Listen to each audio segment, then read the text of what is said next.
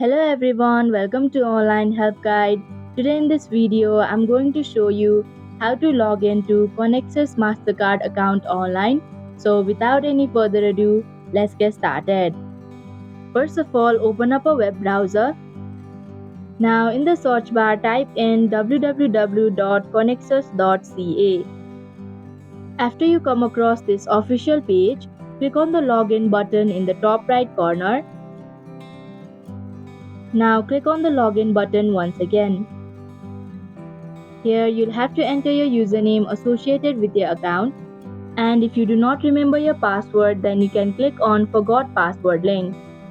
Tap on Continue button, and in the next page you'll have to enter your password. After that, follow through the prompts and fill in the information that is required in order to log in. And that is how you can log into Conexus MasterCard account online. Thank you for watching Online Help Guide. Hope this video was helpful. If it was, then hit the like button and comment down if you have any questions or feedback.